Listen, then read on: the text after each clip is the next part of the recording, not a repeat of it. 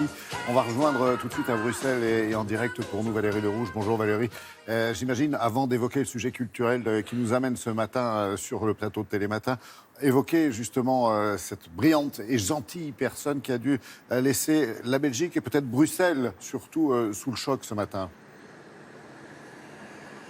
Oui, bonjour Laurent, bonjour à tous. Effectivement, Maurane, c'était une enfant du pays. Elle habitait à Schaerbeek. C'est l'une des communes de Bruxelles. C'est là qu'elle est morte, également à son domicile hier soir. Et ce qui est d'autant plus surprenant et ce qui choque les Belges ce matin, c'est qu'elle est remontée sur scène le week-end dernier, notamment lors de la fête de l'Iris. C'est la fête de Bruxelles. Elle était en concert sur la place du Palais Royal ici. Elle paraissait en pleine forme. Lors de l'un de ses concerts, elle a même dit que c'était un moment de renaissance pour elle, puisque cela faisait 2 ans qu'elle n'était pas remontée sur scène. Donc tout le monde est surpris ce matin. Beaucoup de médias lui rendent hommage. Nos confrères de la RTBF notamment diffusent de nombreux extraits d'interviews et de concerts. Et notez que sur le plan judiciaire, le parquet a ouvert une enquête et demande une autopsie pour essayer de comprendre les raisons de la mort de Maurane. Merci Valérie. Oui, Maurane qui a été révélé dans les années 80 par Michel Berger et qui préparait un nouvel album consacré, je crois, aux chansons et à l'œuvre entière de Jacques Brel.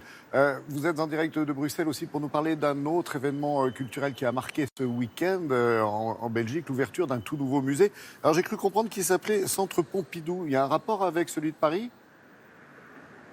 Canal Centre Pompidou, effectivement, il est juste derrière moi. Alors le lieu est totalement dingue. C'était un ancien garage Citroën qui était devenu depuis quelques années un vulgaire parking. Alors la région Bruxelles-Capitale l'a racheté pour en faire son musée d'art moderne en partenariat avec le Centre Pompidou de Paris, moyennant quand même un chèque de 2 millions d'euros vers le Centre Pompidou chaque année. Alors la ministre française de la Culture l'a inauguré ce week-end et les visiteurs étaient nombreux, vous allez le voir, à venir visiter ce lieu. Reportage avec Hervé Verloès. Au bord du canal de Bruxelles, un paquebot de verre et d'acier. C'est André Citroën qui le fait construire dans les années 30 pour y exposer ses modèles de voitures. Un vestige de 35 000 mètres carrés qui abrite désormais des œuvres d'art contemporain et a accueilli 28 000 visiteurs pour l'ouverture ce week-end. Je trouve ça assez incroyable. Le lieu est magnifique. Je suis vraiment pas un connaisseur ou un expert, surtout qu'on vient vraiment pour le bâtiment et voir l'énergie, voir un peu ce qui se passe dans la ville, quoi. Curieusement, Bruxelles n'avait pas encore de musée d'art contemporain. Pour beaucoup, ce projet est donc bienvenu. Franchement, ça nous manquait. On se disait justement que il fallait faire des trajets assez loin pour pouvoir. Enfin, Paris, c'est à côté, mais c'est clair que là, d'avoir cette proximité, de pouvoir aussi vivre ça, c'est chouette, quoi. La région Bruxelles-Capitale a fait appel au Centre Pompidou pour profiter de sa collection et de son expertise. On a besoin à Bruxelles, capitale de l'Europe, de lancer directement un projet d'une envergure et d'une dimension et d'une ambition internationale. Pour ça, quelles institutions dans le monde nous permettront de mener ça ? Il y en a globalement 2, le MoMA et le Centre Pompidou. On est en Europe, on est dans la capitale de l'Europe, on est européen. Et donc c'est tout naturellement que, quelque part, nous avons conclu ce partenariat de 10 ans.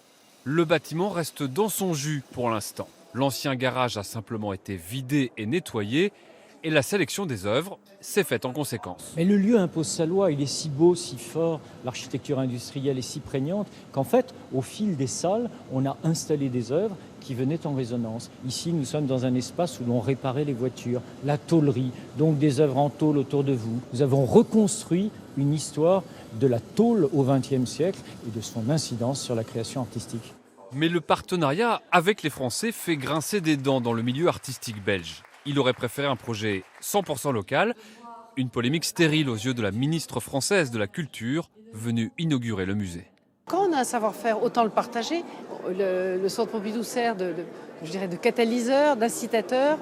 Les Français vont aussi s'enrichir de cette scène très bouillonnante de la scène. La scène bruxelloise est une scène, la scène belge est une scène éminemment riche, disruptive, bouillonnante dans toutes ses pratiques artistiques.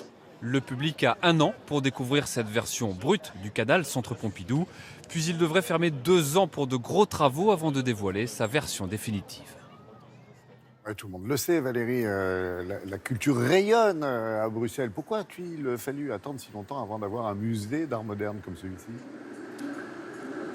Mais oui, c'est étonnant, d'autant qu'effectivement les artistes ne manquent pas, les collections privées, publiques ne manquent pas non plus, mais elles n'avaient pas de lieu. Et c'est une énième illustration des conflits communautaires entre la Flandre, la Wallonie et la région Bruxelles-Capitale. Bruxelles-Capitale ne manque pas de projets ambitieux au niveau national, mais personne ne veut payer, ni la Wallonie ni la Flandre. Elle se retrouve donc un peu seule. Et au niveau supérieur, l'État fédéral, notamment co-dirigé par les indépendantistes flamands, c'est pas mieux. D'ailleurs, ce n'est pas un hasard, il n'y avait pas un seul ministre, un seul représentant du gouvernement fédéral vendredi lors de l'inauguration, alors qu'il y avait une ministre française. Alors c'est quand même assez souvent désespérant. Alors là, pour une fois qu'un projet lancé un peu de manière audacieuse par la région Bruxelles-Capitale aboutit et en plus rapidement, on ne va pas s'en plaindre. Le pétrole, merci beaucoup, merci Valérie et belle journée à vous et à vos équipes sous le soleil de Bruxelles.